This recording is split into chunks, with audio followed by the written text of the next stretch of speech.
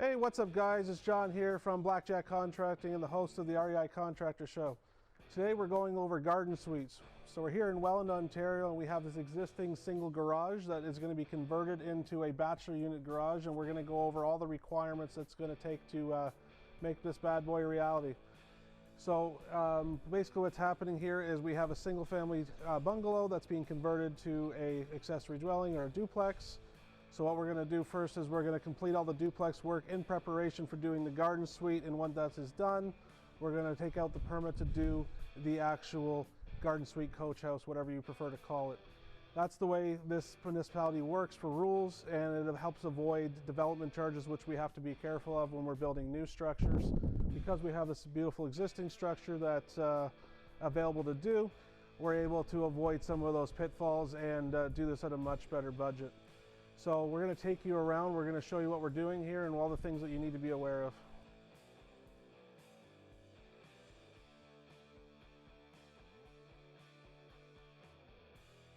So in preparing for the coach house, we need to consider a few major issues, obviously, and one of them is water.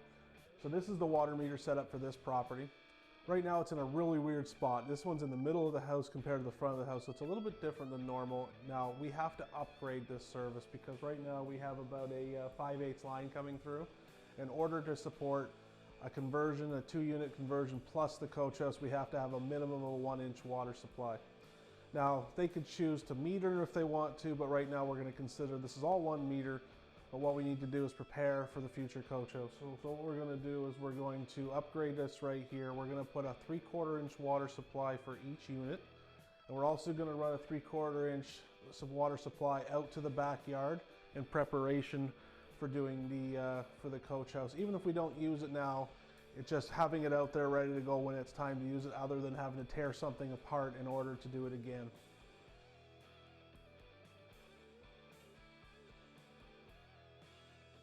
So right here we have our main stack, our main waste and venting stack. Right behind me opposite this wall is the actual future garden suite.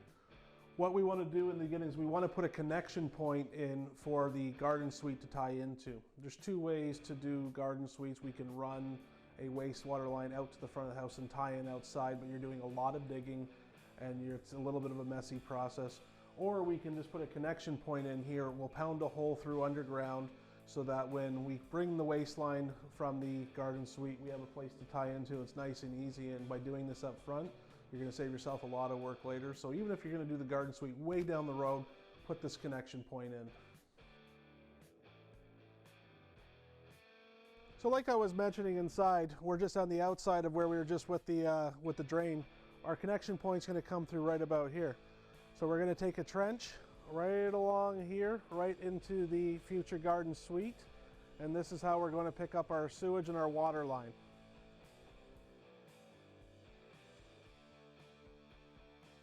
So right here we have the existing hydrometer for the house. It's a little bit unique one because it's already underground and it's done in a metal product called rigid conduit.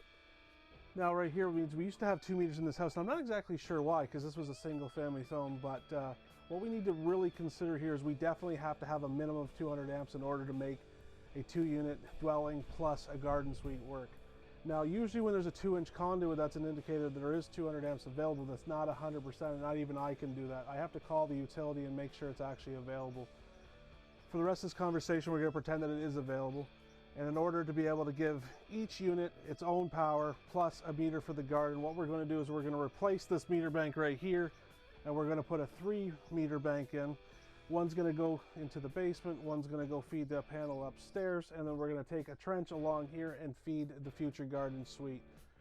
So make sure that we always confirm that you have 200 amps available. Otherwise we have to look at ways to get 200 amps available here, and sometimes that could be quite costly to go to the transformer overhead. Usually if it's an overhead service, it's pretty easy to get 200 amps to the house, but when you have the underground, it's a lot more challenging. So we want to make sure we confirm that first, and it definitely has to be 200 amps.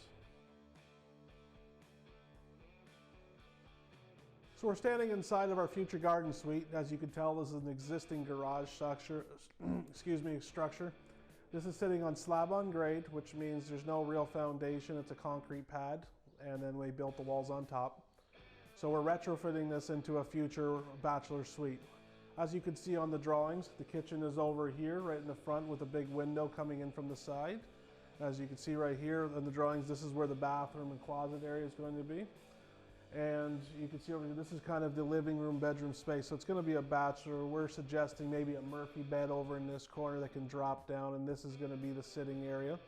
It's going to be pretty cool. It's going to be tight, obviously. It's a bachelor garden suite, but it's going to really maximize the space, as you can see on the drawings. I think it's pretty cool. As we were mentioning, those utility services, we're going to bring them through the slab into their proper locations. Over here, we're obviously going to have the drainage and all that for the bathroom and the laundry, and over here, we're going to have it for the kitchen. The electrical panel is going to be over here, and that's going to be brought in right from the meter, so it'll be separately metered. We're going to be spray foaming these walls to make sure that it's really nice and warm with a ductless split heating system, so it's going to have heating and air conditioning in one. So you don't have to worry about that utility cost because that's going to be on the hydro with the tenant. The only thing you're going to do is have the shared water, which if you really wanted to, we could put in a remote meter so you could really do that. And I think this is going to be really, really the way things go in the future, especially with retrofitting existing structures.